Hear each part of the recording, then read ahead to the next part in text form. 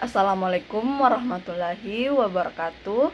Perkenalkan, nama saya Nindya Widyastri dengan NIM 225790002 dari Prodi Perdagangan Internasional. Kali ini saya akan membahas materi mengenai intervensi pemerintah yang tepat dan terukur, menjaga keseimbangan pasar dan kesejahteraan masyarakat dalam perspektif fisiokrasi. Nah, dalam dunia ekonomi, intervensi pemerintah seringkali menjadi topik kontroversial. Beberapa orang percaya intervensi pemerintah adalah campur tangan atau langkah-langkah yang diambil pemerintah dalam mengatur kegiatan ekonomi, sosial, atau politik suatu negara. Tujuannya adalah menciptakan stabilitas ekonomi, mengurangi kesenjangan sosial, melindungi konsumen, mengatur pasar, dan mengelola sumber daya alam secara berkelanjutan. Fungsinya itu mencangkup pengaturan dan pengawasan pendanaan publik, pemberian subsidi dan intensif, penyediaan layanan publik, serta penanganan krisis. Intervensi pemerintah diperlukan untuk menjaga keseimbangan dan kesejahteraan masyarakat. Namun, harus dengan hati-hati agar tidak menghambat perkembangan ekonomi dan kebebasan individu secara berlebihan. Nah, kita masuk pada materi pertama, yaitu klasifikasi intervensi pemerintah. Nah, ini dikelompokkan menjadi 4 kategori utama. Yang pertama ada regulator dan pengawasan.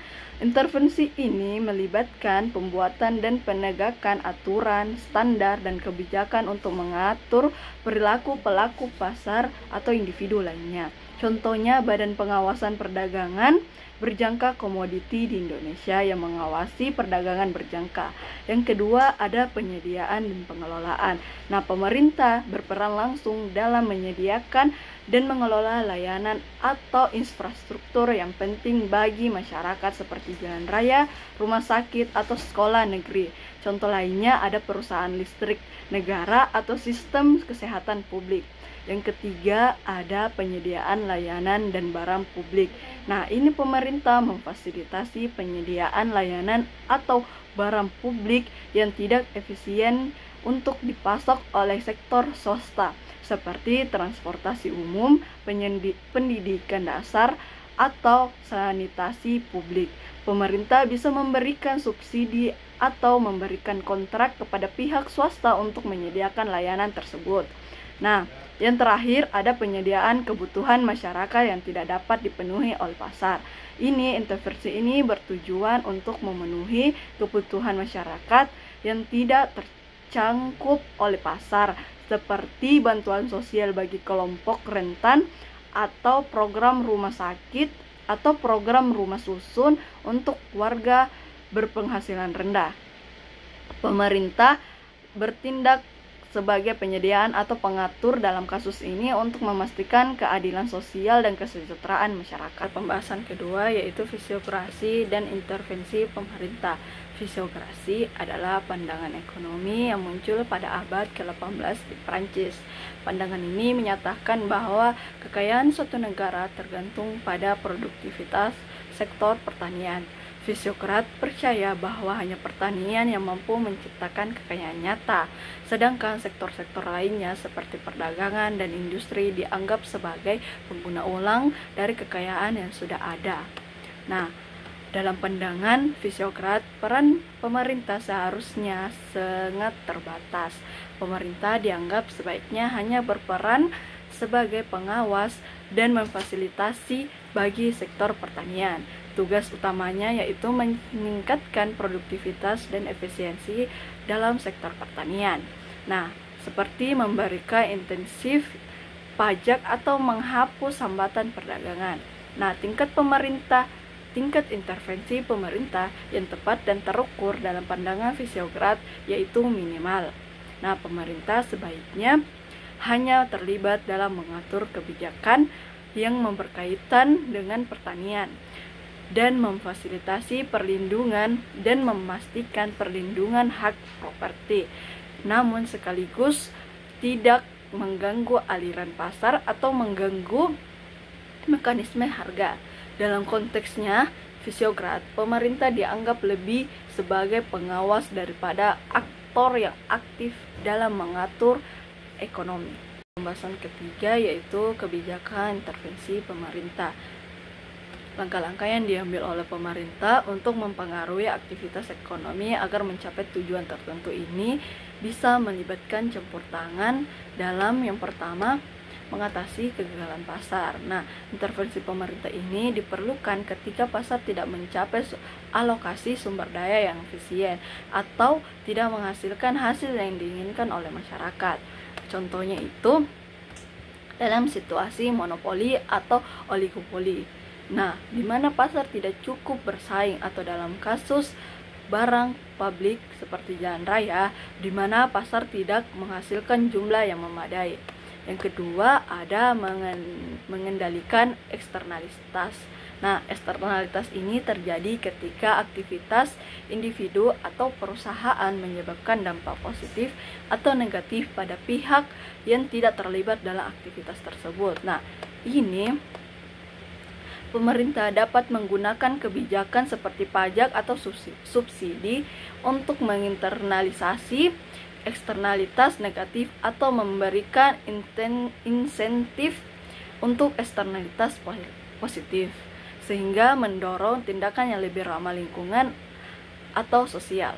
Nah, yang ketiga ada persaingan pasar yang sehat. Nah, intervensi pemerintah ini sering kali diperlukan untuk memastikan bahwa pasar beroperasi dengan cara yang adil dan kompetitif. Nah, pemerintah bisa melibatkan regulasi untuk mencegah praktek monopoli atau kartel, atau pelaksanaan kebijakan transparansi dan anti diskriminasi untuk memastikan bahwa semua pelaku pasar memiliki kesempatan yang sama. Dengan mendorong persaingan yang sehat, pemerintah dapat memastikan inovasi, kualitas, dan harga yang optimal bagi konsumen. Materi keempat yaitu kondisi pasar dan intervensi pemerintah.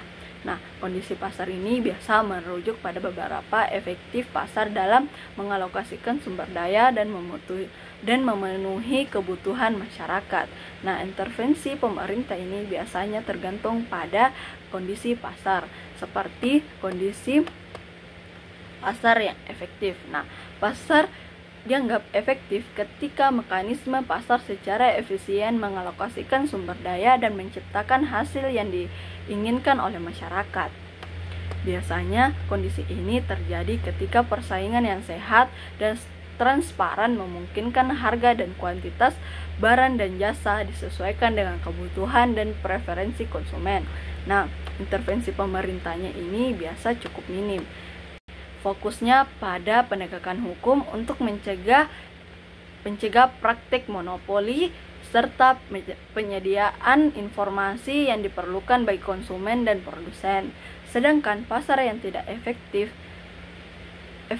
ini dianggap tidak efektif ketika mekanisme pasar gagal menghasilkan alokasi sumber daya yang optimal atau tidak menghasilkan kepuasan maksimal bagi masyarakat. Nah, ini biasa terjadi ketika situasi monopoli, oligopoli, eksternalitas negatif yang tidak diinternalisasi, atau ketika informasi tidak cukup untuk pengambilan keputusan yang rasional.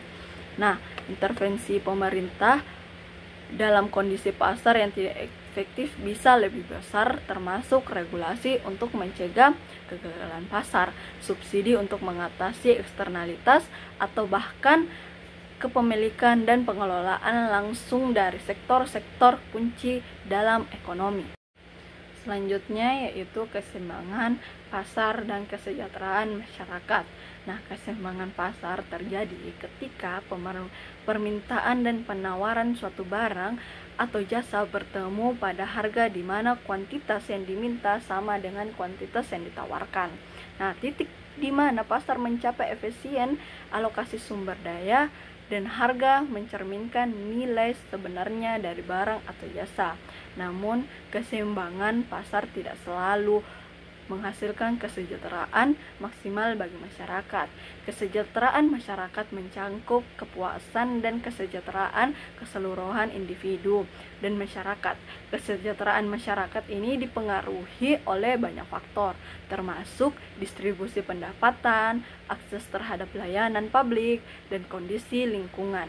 Intervensinya pemerintah seringkali diperlukan untuk memastikan bahwa kesejahteraan masyarakat dipertahankan dan ditingkatkan.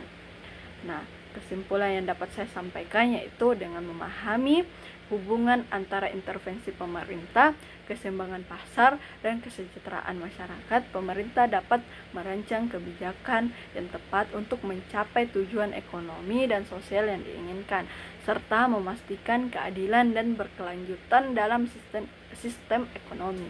Hanya itu yang dapat saya sampaikan. Wassalamualaikum warahmatullahi wabarakatuh.